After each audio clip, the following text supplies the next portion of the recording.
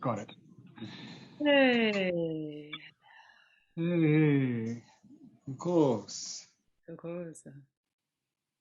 Yeah.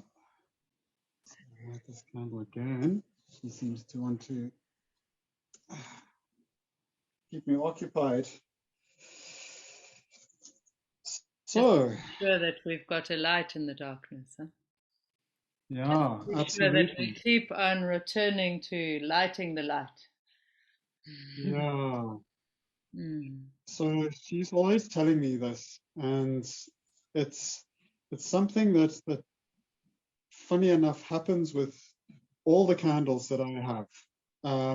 They can be super A1, amazing candles with this amazing wick and stuff, and they will always go out, and I have to keep lighting them, and I have to keep lighting them. It's like a reminder that you always need to attend to these small things, attend to your spiritual progress, attend to the fire, Yeah, that fire of life. no That, matter who you are or where you are, or yeah, which, exactly. yeah, we all got to do the work. That's right. Hey, Yeah. okay, so on that note, I'm welcoming you here to this space. I'm calling this the Crowning Series, and you're the first person I'm speaking to about this Okay. story, which is quite Okay. cool. So, this is Robert Ewell, also known as Gentle Rain.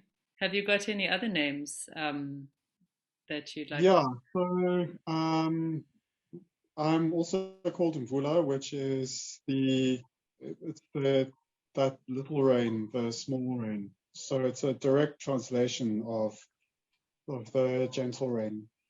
Um, and they don't want to give me any other names. They just want this one because they want me to just stay focused and not get distracted in all the other medicines with the other names and things. Of course. So yeah, they're quite direct, my ancestors. Yeah, you're inside your primary calling, hey? Yeah, Hmm. yeah, Wonderful. yeah, Hey, wonderful. And we're coming to you in the causal lines. You're initiated into the causal lineages. Do you call it a yeah. Makusini as well? Uh, well, I've kind of grown up with it being called a Makosini. It's also called Ndumba. Ndumba. Um, yeah, so I know it more as Ndumba Mm, than Makosini, but that's also a Zulu word. So yeah. um, there's kind of a very mixed story with the Xhosa and Zulu lines now. Um, Mm. they're getting closer and closer together. Although I'll probably be shot for saying that. Some Hallelujah. people, Hallelujah. Ma inkosi. Inkosi kakhulu. Ma. Yebo. Hey. Yeah, yeah, we are together. Zulu lines and Xhosa lines. yeah, Mm, yeah, absolutely. vibes. And I think the primary focus for both of those things is, um, to get on with your calling and not get caught in the troll tribal story, but actually start working with your own spirituality that we have been taught through these lines. Siyabonga. So, we often get this whole cultural appropriation thing thrown all over the place. And so for me, that thing is all about whether it's a fashion statement, whether it's trendy or not, and whether there's no deep practice. Mm. So for me, I find that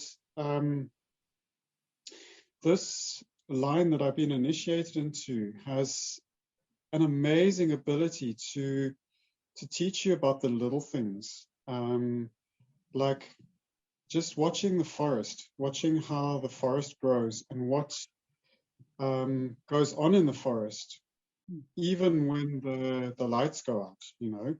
There's all these little critters walking around, and there's this whole ecosystem, this whole web of life that just moves.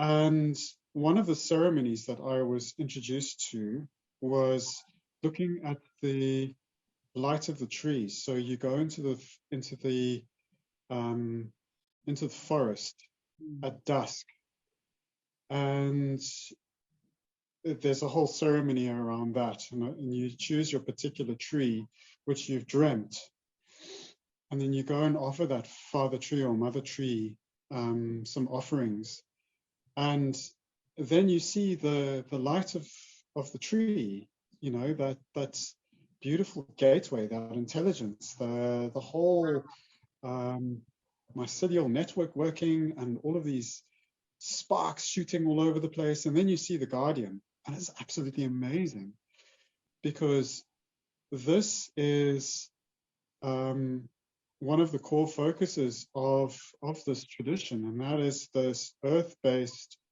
getting to your center, getting to your heart Eden, and being focused in the heart space. So you don't get you don't fly off with all of this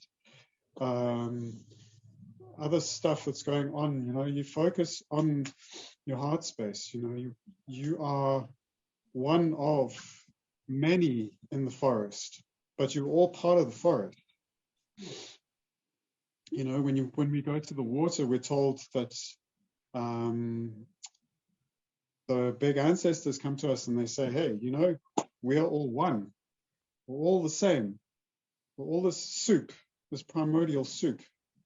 We're all together in this thing. We're all brothers and sisters and everything. And it's really quite profound and quite beautiful when you experience that at such a heart level, when they actually come and they touch you and they say, you're part of us, we're part of you. It just gives this whole beautiful feeling of just being so supported and in this vessel, flying through space. And then you go to the forest and you realize, yes, we are all one, but then now, just like the trees have bark and all the cells have a cell wall, we have a beginning and an end. We have a definition. So we are separate, but we're the same. And then what we take from that is that we all have different job descriptions, but we're all the same, really. We have the same creator, but we just have a different job description. And no one's more or less important than the other. And so the whole process of this has been all about humility and being in your heart space, And I think that's something that's lacking in a lot of spiritual practice, that real heart-centered focus where we see everybody as equal and we look at the world through a compassionate, loving heart, not this division that sometimes has started taking over, So, and that's what I've learned. That's what I've been taught by this practice, by this cultural container. Because I didn't have a cultural container actually. I was born into a Jewish family with Catholic parents. It was very strange. So there was this whole melting pot going on, and then also I grew up with my domestic worker, and that was in Zimbabwe. So she was always teaching me about the culture, the Shona culture, and she taught me about Tokolosh and all of these things. And then, it's just from there, it just became part of me, just like the Jewish Catholic tradition. You're an African person. Yeah. African human with white skin and a reddish orange beard. Yeah. Yeah. Hey, so this is a really wonderful, all this that you've shared with us now, coming from the roots of your experience as as it's been drawn for you and drawn through you and drawn into your world by your coming together with the culture, with the Tamak, or the Yeah, Xhosa culture, Southern African um, medicine person, and how that's given you some form to work with to help you to return again and again to your heart. And what's interesting to me is how now what I want to ask you is, coming from that place and sitting in that place that you're sitting in, how have you been meeting with the that which has come to you in terms of your own personal experience, and also or story, and also in terms of the people that come to you, because I know the job is to heal the community, yeah, um, and also the people that come to you with regards to, in this time, the time of corona, the time of vaccines, the time of separations in all the different ways that have been happening, where in some ways the delineation, those boundaries, that you talk about, like this, the bark of the tree, or the skin of the body, are becoming more pronounced, or have been um, made to appear more pronounced by the separation stuff that's been going on, and the separation of choices and all this kind of stuff. And then at the same time, there's a dissolving happening, of previously taken for granted ideas about the way things are. And so there really are the difference of worlds, if you like, that coexist.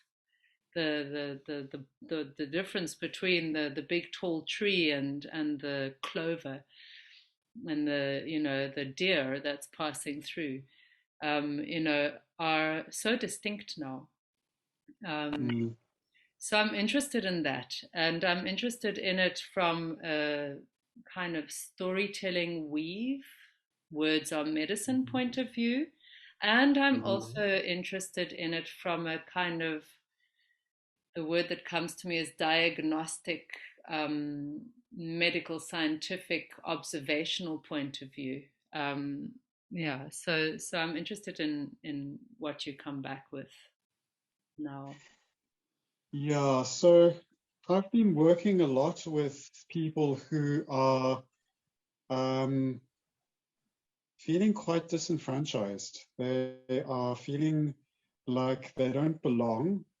The world has just become a crazy place with lots of weird stuff going on. Um, there's this threat that looms around the corner, this insidious, unseen, hidden threat where people are um, made to be sick and die and suddenly disappear. And, you know, this could happen to me kind of thing. Hmm.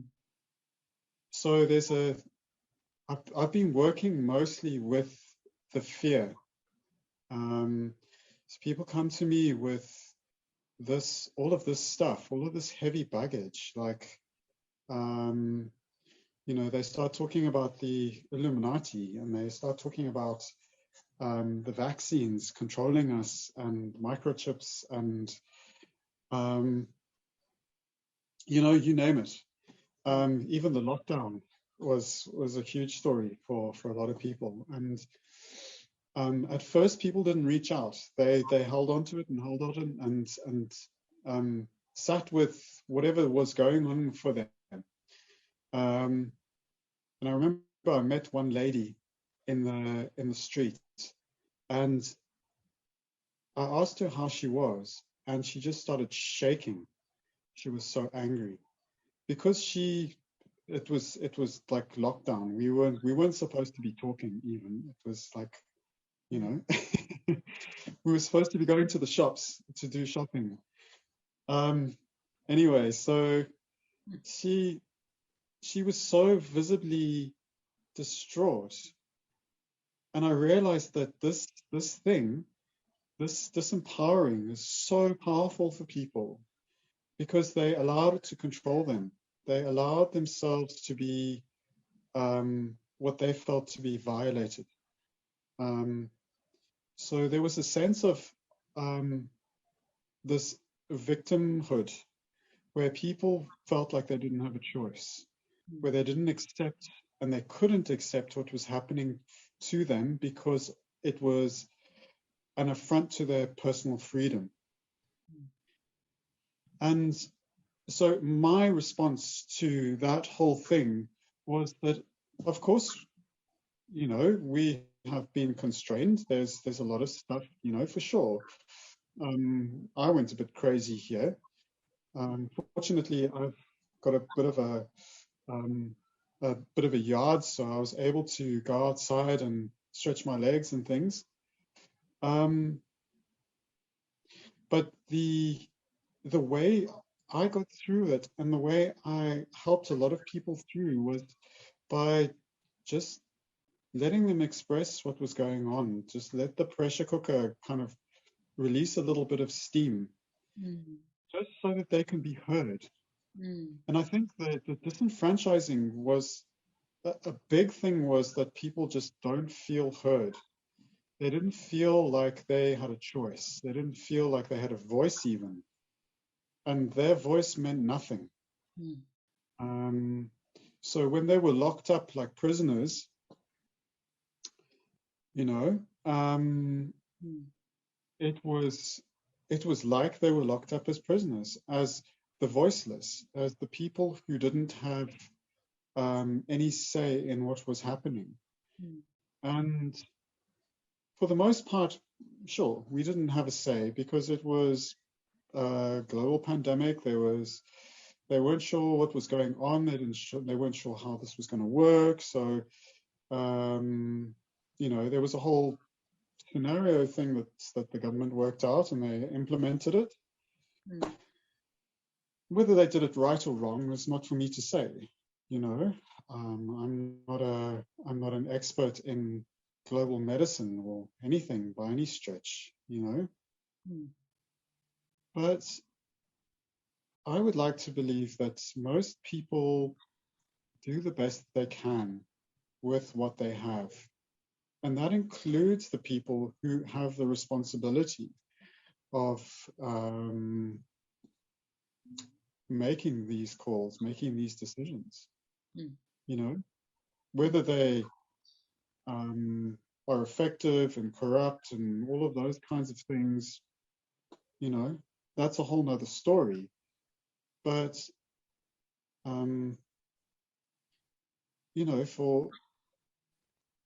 for my purpose and just for the purpose of those people who were speaking to me,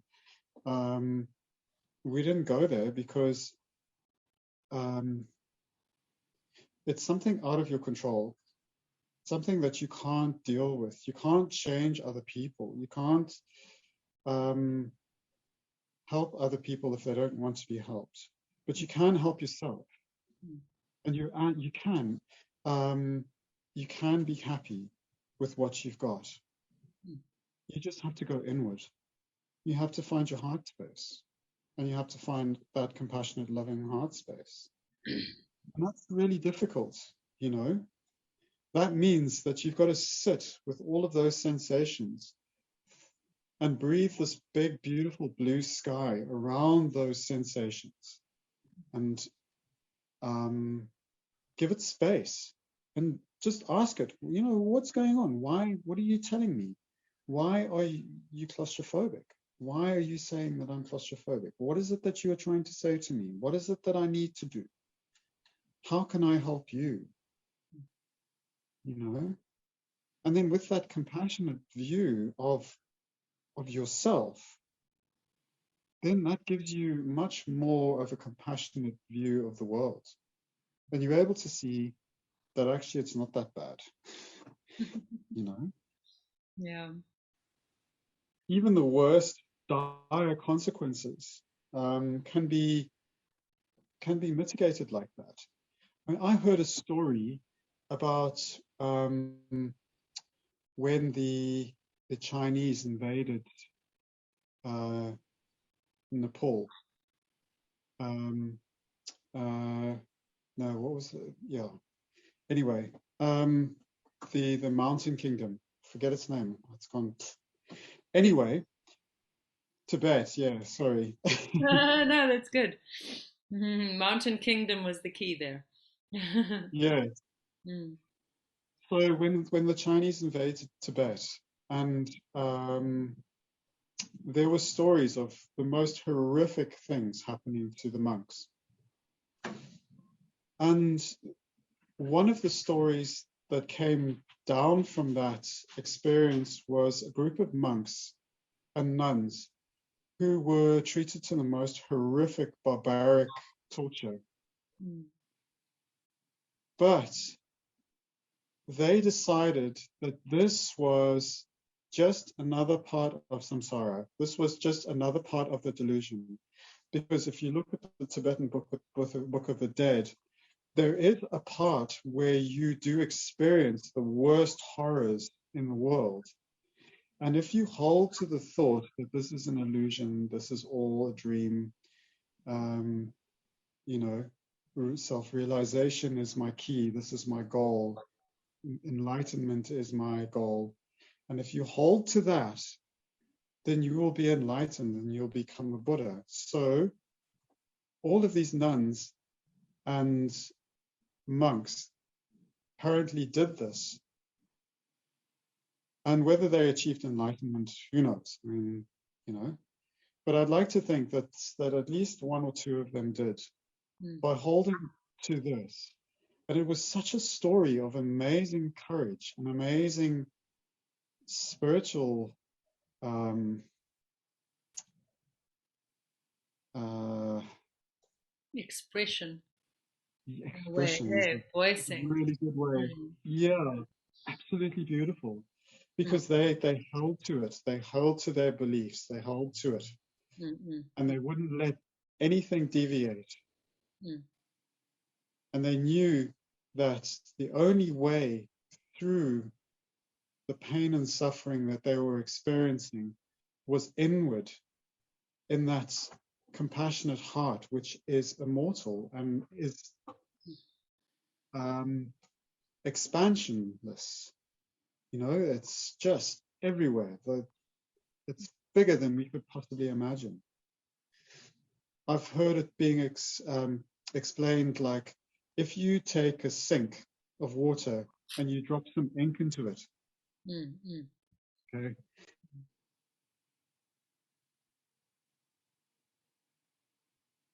Oh, you've gone quiet. I don't hear you.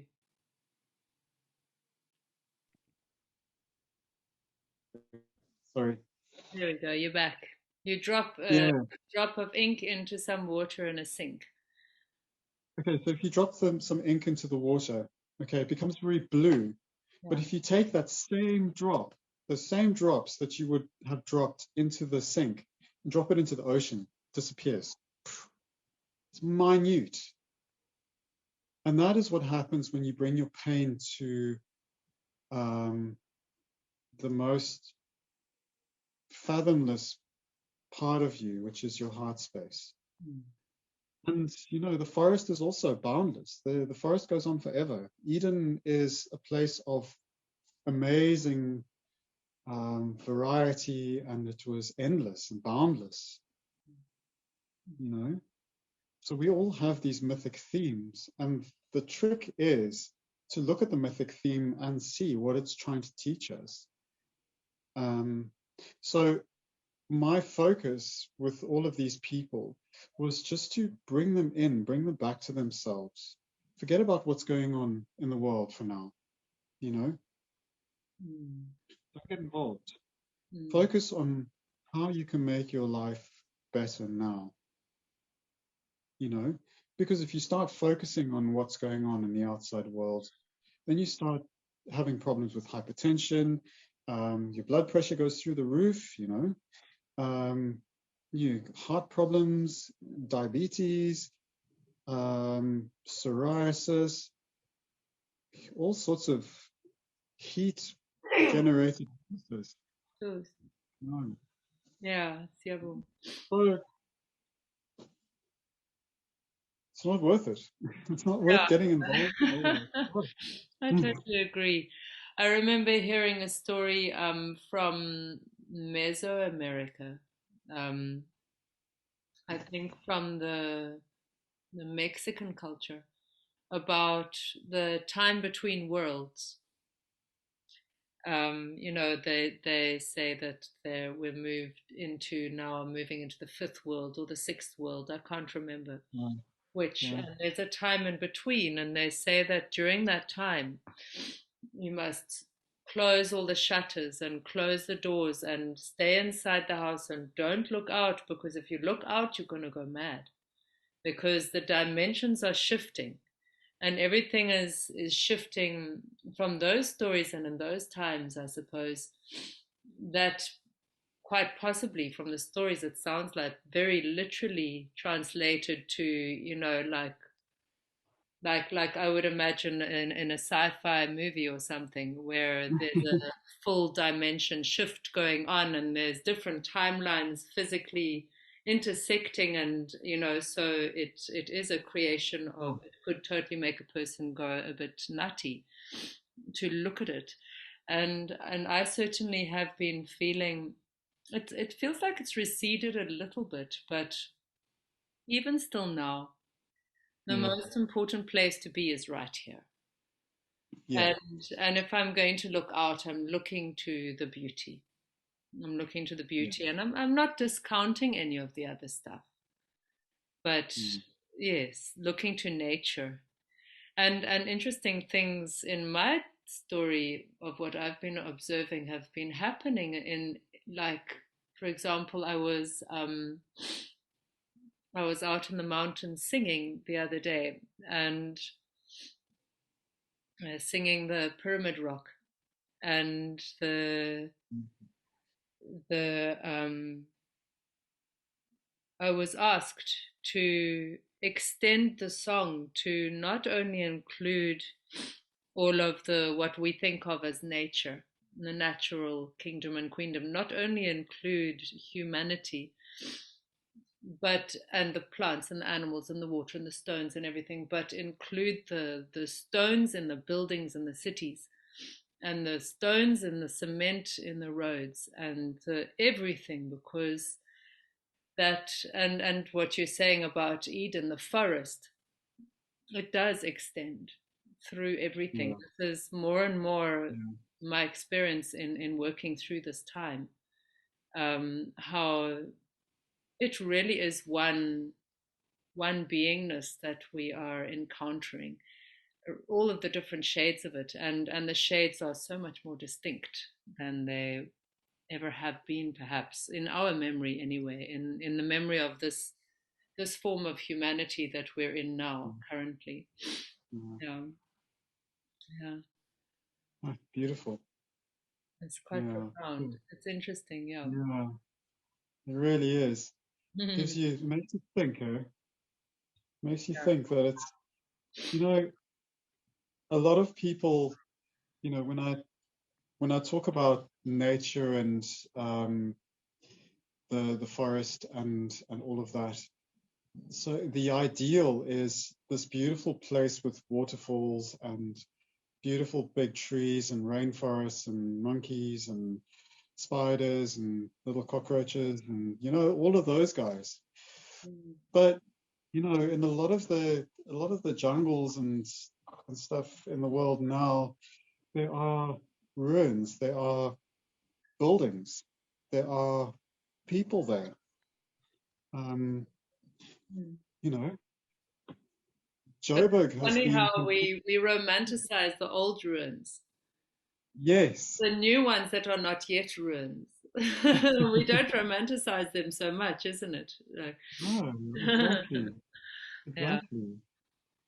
Yeah, so a lot of cities in the world have been considered forests just because of the density of the trees, you know, and absolutely because there are lots of trees, there's lots of buildings, there's lots of cats and dogs and mice and cockroaches and spiders and all of those things all living in this massive community.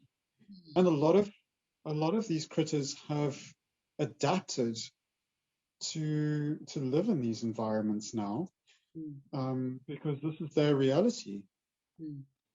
you know.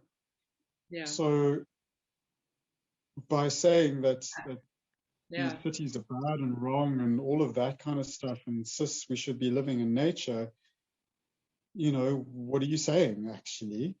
Like, Mm. where is nature now? Nature is everywhere, everything. Mm. Like you say, the forest, the roads are the same.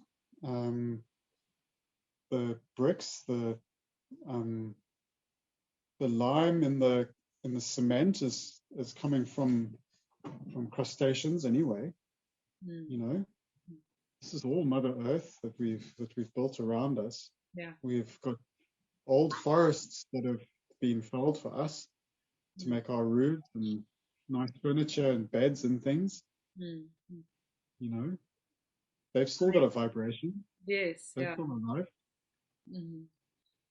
You know, Yeah. and I think a lot of people, um, they talk about what is sentient, what is real, what is life, and I think it just comes down to whether it vibrates or it doesn't.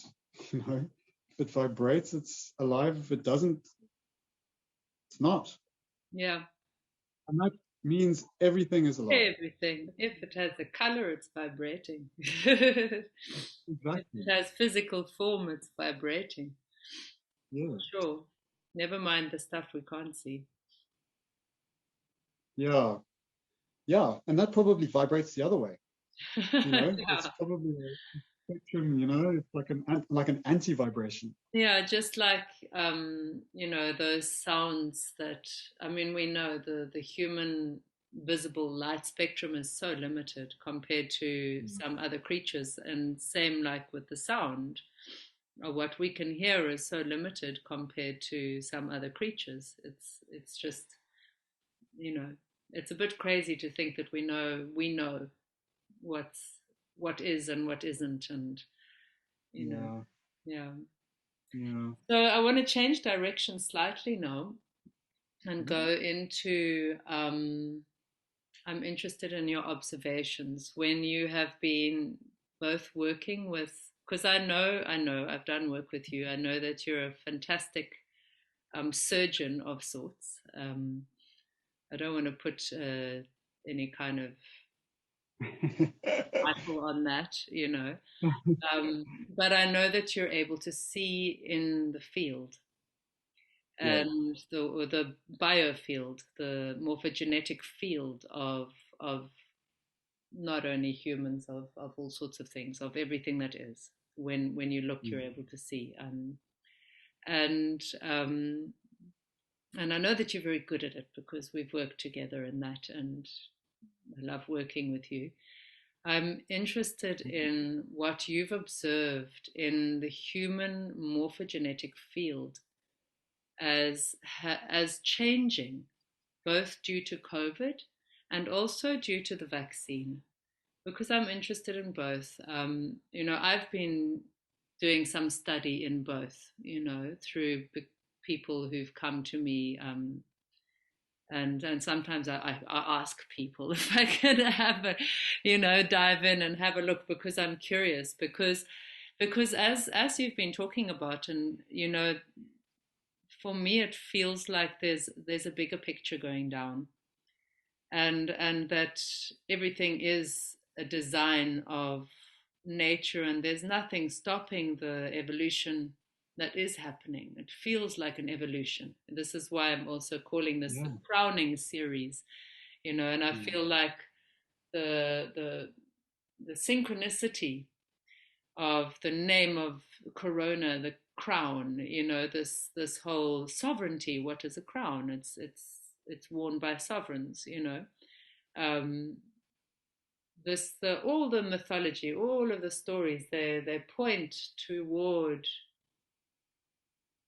it just says in my head, good vibes, but and there's also challenges therein, so because of course, if I personally know for 100%, if you're going to be putting a crown on, you're going to be taking extra responsibility. So of course, to get to that place, then there are challenges. There's the knight's quest, there's Yeah.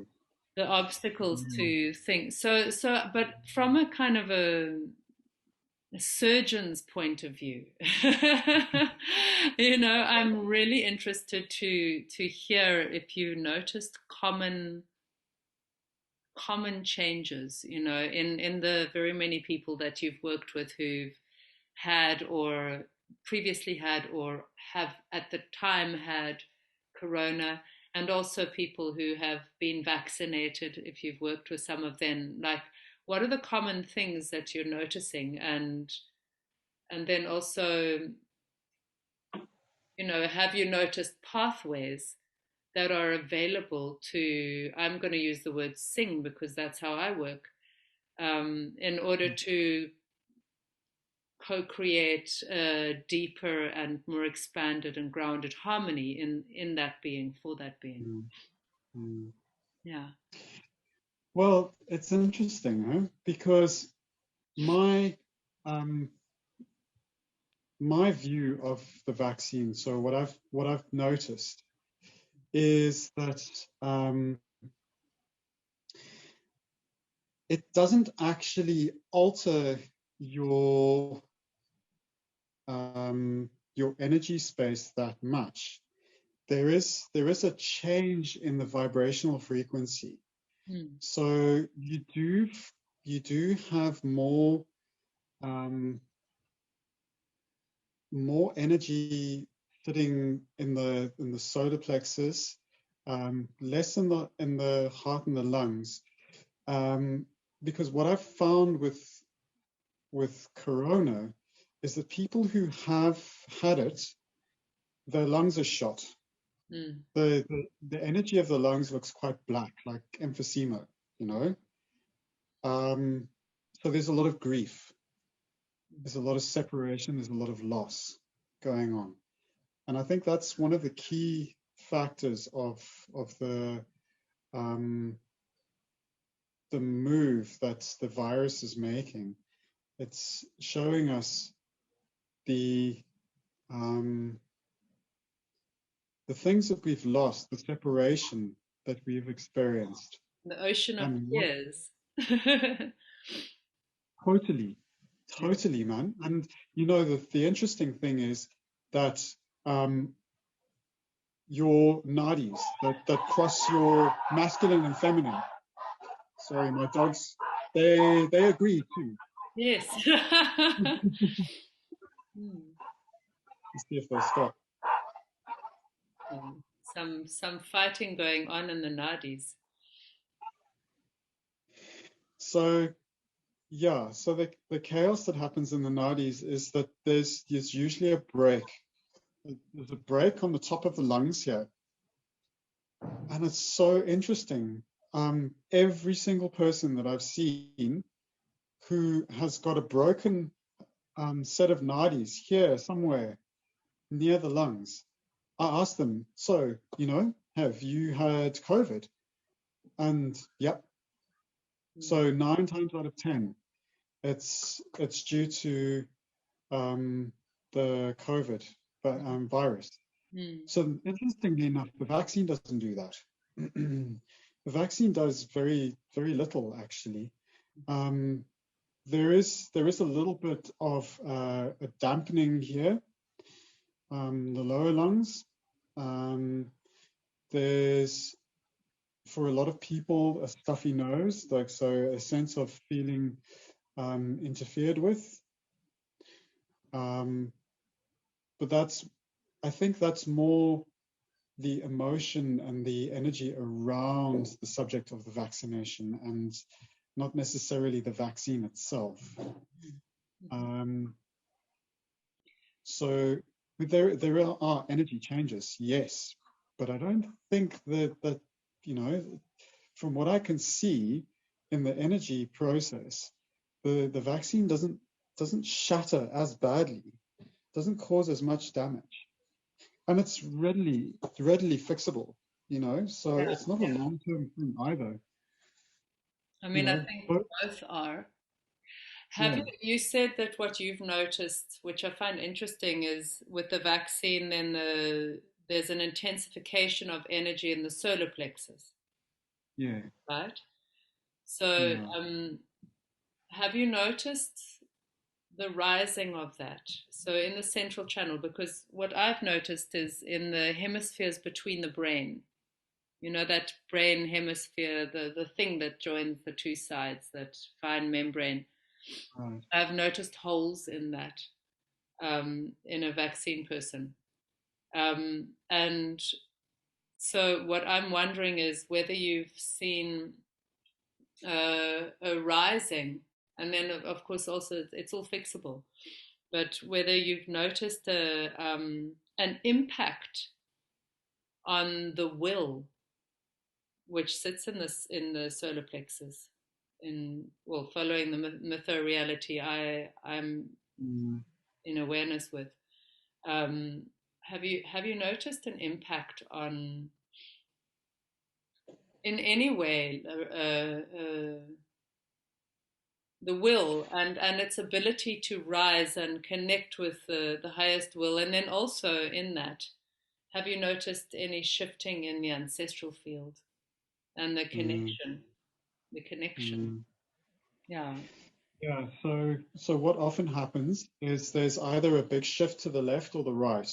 So there's an unbalancing, and also so you've got different hemispheres in your auric field, and they correspond to different kind of light codes, I suppose, energy frequency things that they're like symbols that sit in your aura. So those shift slightly to give you a different reality or a different stance, at your different worldview in life. And sometimes the one that sits here in the solar plexus, that's the one that gets dented quite a lot with the vaccine. So that I've had to repair a lot. Mm. Um, so that also moves a little bit to the left.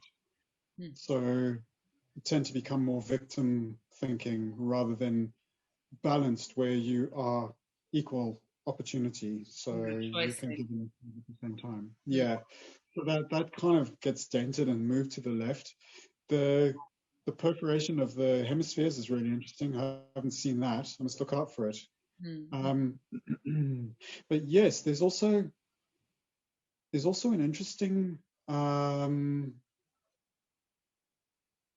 it's an interesting movement with the Kundalini. So um, I think it looks like there's like a supercharge, like it's on hyperdrive, Mm. and then it burns out quite quickly. Mm. So it's a flare, and then it dies back, and it's a flare, and it dies back. Ah. And I think it's your body's awareness trying to see, what is this thing? Why is it here? What is this thing? Why is it here? Oh, it's that thing. Okay. Why is it here? Oh, that thing. Okay. Mm. But So I also almost think like that a interesting. sorry, so almost like a state of hyper alert Yeah. in a way. And this is Yeah. coming from the, does it feel to, or have you observed it to be something that's potentially due to the denting, as you described it, in the solar plexus? So the fire is kind of pushing through that place, the Kundalini. It's Yeah. uh, So choice there's making. an yeah, yeah. Hmm. So it's interesting because um, there is a change. There's a definite change. But I think what's interesting is that um,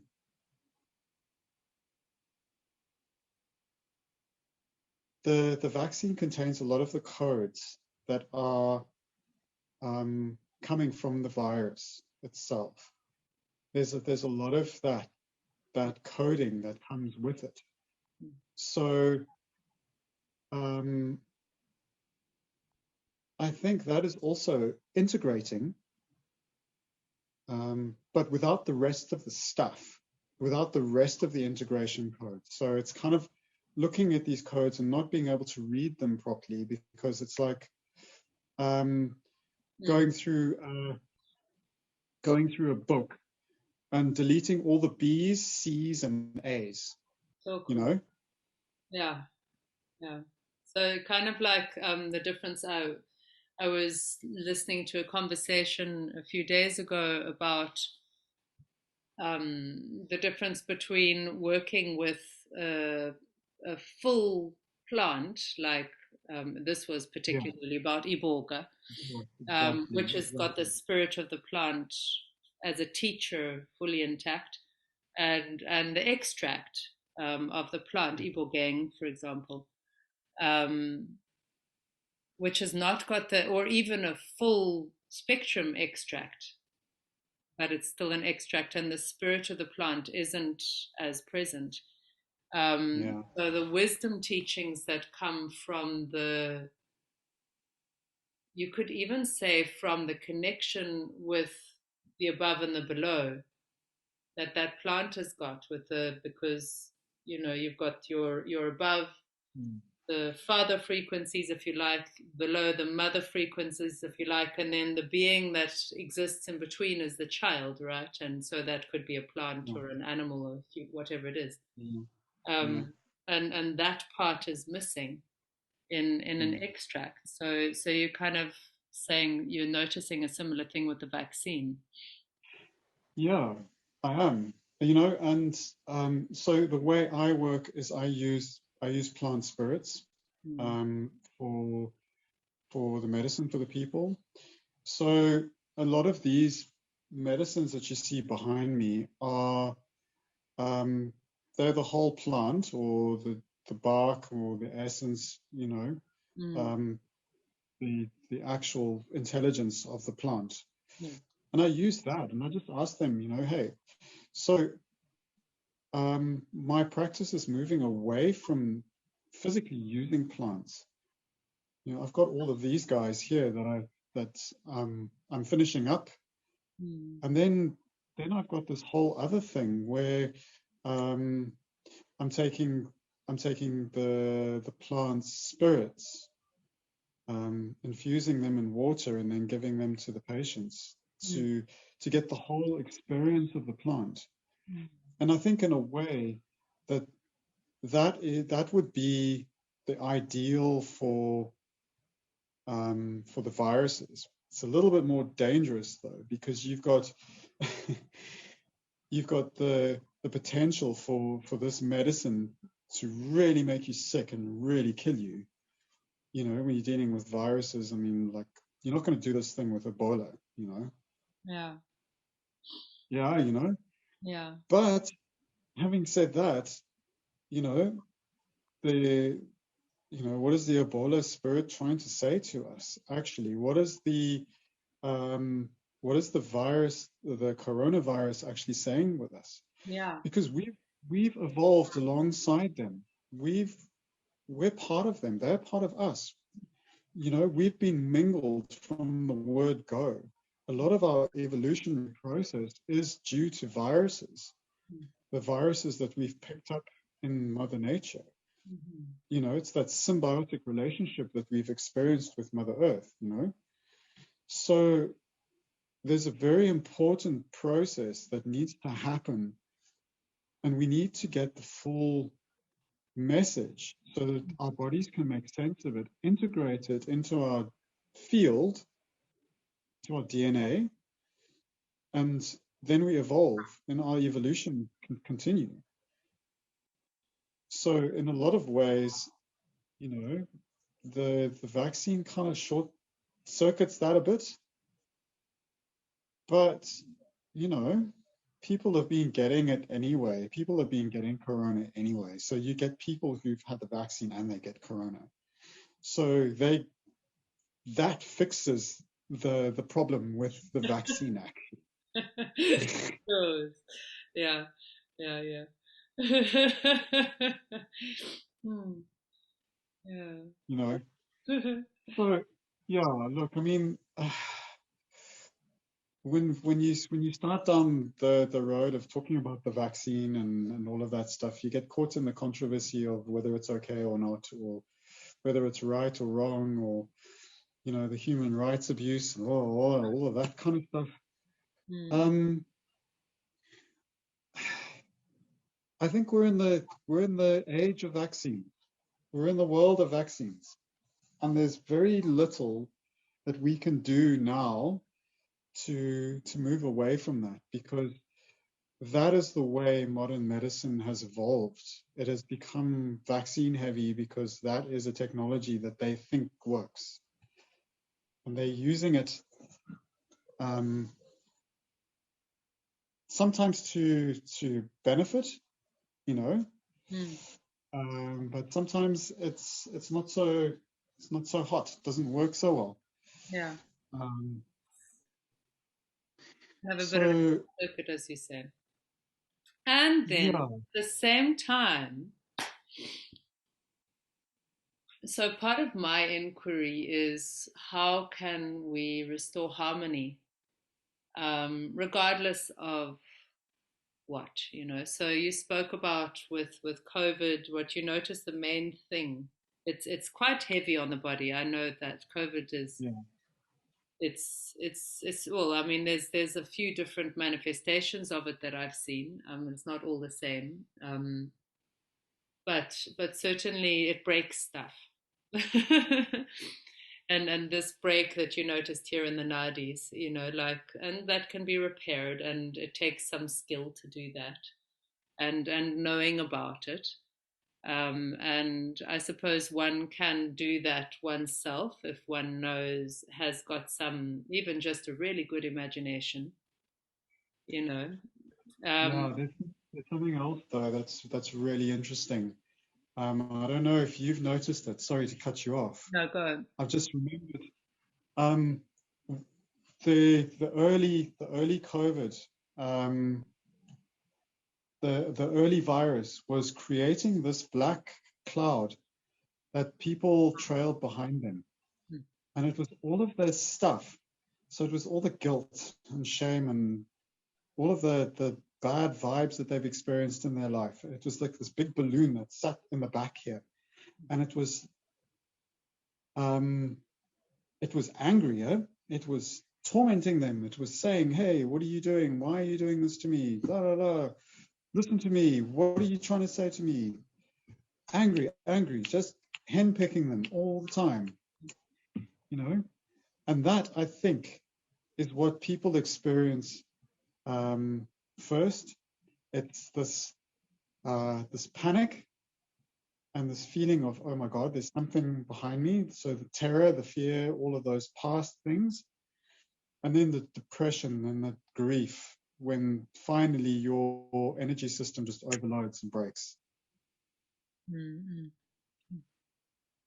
Yeah. It So, hasn't happened. wow. Yeah. It's really But like a major invitation from the tiny ones, the viruses, to have a look at our shit. Hey, it's like that. I've been yeah. reading the Dune series for a while now. Oh wow. I'm, Cool. I'm on the last one now. I'm nearly done. And there's the that I forget that it goes, fear is the mind killer. I will face my fear and allow it to move through me and past me. And when it has passed around me, I will turn and look at it, and all I will see is myself. Yeah. And in many ways, I think that's what this whole experience for, I mean, really, actually, for everybody, people who've had corona, that they get hit the hardest. People who've had the virus, I mean, the vaccine, people who haven't, just about everybody this is what's coming up now. And for me, this is like the greatest symptom of the crowning symptom Yeah. or the deepest invitation in this evolutionary step to Yeah. crown. It is that thing of facing our fears and allowing them to, like, they're being brought up, isn't it? And then, Yeah. not Yeah. bypassing them, but actually letting them move through us Mm, and do the absolutely. dissolving that needs to be done. And yeah, Mm, yeah. yeah. Robert, what have you noticed with the smell and taste stuff in the biofield? Um, I haven't So actually that, yeah, researched that. I recently sang for some people who had lost their smell and taste, and I was working together also with a plant medicine, and it began to return. There was some shifting in the fields and stuff like that. But I'm interested. I haven't done a close inspection. yeah. So if you look really closely, you'll see there are small energy lines that move up and around and back and down. So those all get blocked up, and um, this one breaks here. This one, when it comes around here, this one breaks here. But more than that, there's like a smoke. It's like a fog that just infiltrates, and the whole head just becomes black with this like really gritty gray um, smog, Mm. you know? Mm. So these people walking around with this like gray and almost black eyes, you know? It's like they're possessed, they're taken over by this thing. And I think that is also what is going on. They're not smelling and they're not tasting because they're being possessed by the virus. They're being possessed by the illness, actually. So the virus comes into our body and it mutates and it takes over and it builds in numbers and it gets bigger and bigger and bigger. And as it gets bigger and bigger and bigger, it creates its own intelligence in our body and it becomes its own operating system that sits in here. Mm. And that's short circuiting all sorts of other things because that thing wants control, it wants autonomy, it wants to be autonomous in Mm. this field here. Mm. So it's like pushing um, our incarnation out so that it can incarnate. Hey. So it's almost like it's wanting a fortunate birth, but it can't get it yet. So it's just trying its luck. You know? Ah, you So know, it's pushing this wow. thing. Mm. Yeah, it's But it's definitely, yeah, there's that thing that's going on there. The incarnation here, and it's manifesting here more than anything. So it's all upper body stuff. It's all um, it's all thinking stuff. yeah, mind It's keeping based. us blocking the heart. Yeah. So this is interesting. I've got 2 points here come up for me. The one is again relating to the shift that the vaccine brings in with the denting of the solar plexus, the will center, which of course connects with the mind with regards to thoughts and choices, choosing. So much people, our society doesn't really teach us to make choices and think with our hearts, very Mm, much. mm, So the primary choice making part of our body is the mind, and then it sits the will, the activation, the fire coming from the solar plexus. Um, so it's interesting to me you speaking about this desire to incarnate of this intelligence in the human form, in this reality here, and then the fact that it's called corona, which I'll just sidestep into something else that I've noticed and been working with, and that is that when I make, when it's the right time and I've been given permission, I make alterations to the crown and root it into the heart, into the back of the heart, so that there's a full open fan, full open, Mm-hmm. to receive connection with the frequencies of the above. Um, Mm-hmm. then that helps a great deal with the integration process around the choices that we're being asked to make in every moment in order to rise within sovereignty as Yeah. unique individuals. So Yeah. so and that's just a little bit of a sidestep, because the other thing that, which is a nice one to chew on and sit with, but I want to move forward because otherwise we're going to go too long. The other thing that came up for me when you were speaking was, because, as you know, I'm participating in an ecosystem, co-creating an ecosystem in the metaverse now. In order to be able to globally communicate the story threads that are new and different, to weave, and from the edges of the carpet of society and the cultural carpets that humanity has woven over all of the many thousands of generations, to take those threads and just begin to weave a whole new carpet, a whole new thread that will be able to support the planet and all of her children, and our children in the future, and the plants and the animals and everybody equally, so that the natural abundance, and also supporting the natural abundance, nature's abundance, to flow in the world which we were talking about earlier, which is also nature, but we tend not to call nature, the city, etc., the hovel, like everywhere, everywhere in every home. And so I'm participating in this co-creation. I'm one of the singers, and and this incarnation of the metaverse,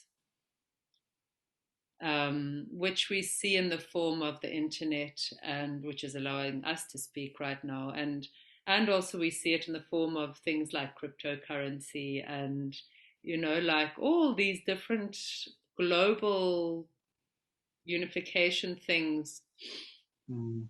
This kind of environment of very much free creativity, because there aren't borders, like country borders. I mean, there are, in certain parts of the metaverse, it's very controlled by logarithms and what's it, sums and maths and stuff like this. Mm. Listen to your phone, listens to you, and all this stuff, you know. But at the same time, there are other areas of the metaverse, which is where I'm participating, where there isn't that, where there's no way to, it's decentralized. It's, I am the center of my story, you're the center of yours. There's, you know, and Right. so what we're doing, and why I'm participating in that space, is to support an incarnation, or assist to doula an incarnation that is crowned, you know. So in a way, like all that you've been sharing with me about what you've been observing, in the changes of the physical form, And, there's definite needs for fixing where things break because we've got so much baggage from the past. I mean, if I look at the image of the nadis, just from what you were drawing with your hands, it looks like a backpack. And then you talk about the black Mm, shadow behind, and it's like, oh, all that pain and yeah, suffering and fear and all those choices made and mm, unmade. And, like, never mind this mm, body's incarnation, never mind the ancestors, like whatever different belief structures absolutely. we've got, there's Wow. in one lifetime, there's so much behind, and so they break. It's too heavy. I can't carry that anymore. I must let go. Right. I must be here Mm, now, isn't it? Like mm, all of this stuff, all of these thoughts, all of this congestion, all of the pressures of how I'm supposed to be and what I'm supposed to be, and all of these things. It congests, it breaks things, it's too much, The solar plexus, the ability to make free choices, to make my own choices for my own good, and to understand that my own good is the good of everybody when I mm, am sitting in my center, when I'm washing in the ocean of tears, when I've washed, when I'm accepting, when I'm open, when I'm vulnerable. yeah. That that Mm, that that wow. choice, that's so. It seems like all of this is pointing also to doulaing, helping to birth a new Mm, incarnation of form, in a sense, yeah. of Mm, human beingness, and perhaps mm, it's not just human, perhaps it's the Gaia herself, the earth planet, body of earth I yeah, am. No. absolutely. I think so. Yeah. Because it's interesting that the virus and this illness and the pandemic and everything are acting in a certain way, and they impact us in a certain way. It's almost as if they're saying, it's like a hint. You need to work on this. You need to work on that. You guys need to work on this.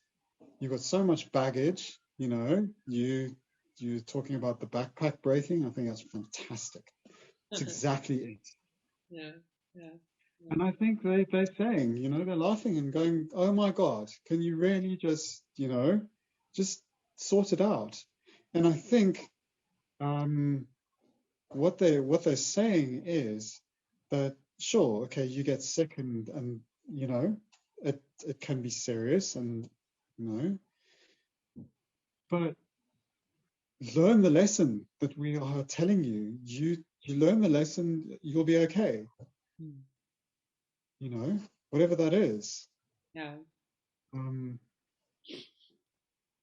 and even if you're not okay, there's still space. There's still space in your heart to be okay with you're not okay. You know. Mhm. No, it's in some ways it's kind of like make space for your heart, isn't it? That Yes. that thing that's nestled in the lungs, and all of Yeah. that stuff, that's associated, all this, everything's all around the lungs so much with Yeah. the kind Yeah. of Because medical point of view. Yeah. absolutely. Yeah. Absolutely. I think it's crucial. And it's interesting that you talk about the crowning. You know, I was instructed to wear these a long time ago. Mm. This is my crown actually. These are my antennae, and these help me to connect to Mother Earth because they're like long tendrils, and the energy of them actually goes into the earth, just like one of those fig trees that grows the roots down into the ground again Mhm. from the branches and then grows again. These are my fig tree roots. So Well, that's those things. And then you were talking about the connection between your crown and your heart. Um, I've actually got a set of beads that do that. mm, So it connects from here to the back of my head, which is where the big screen is, where you you see things. Yeah. From there, that connects to your heart space. So you're seeing things in 3D. You're seeing from the crown space, you're seeing like you putting your head above the canopy. You're seeing it from your third eye, and you're also seeing it from your heart. So you're seeing like this whole picture of like what's going on, Mm. Mm. you know? Mm. And I think that is why these illnesses are here. I think they are trying to teach us to do that in some way. They're trying to show us, like, you need to see this thing,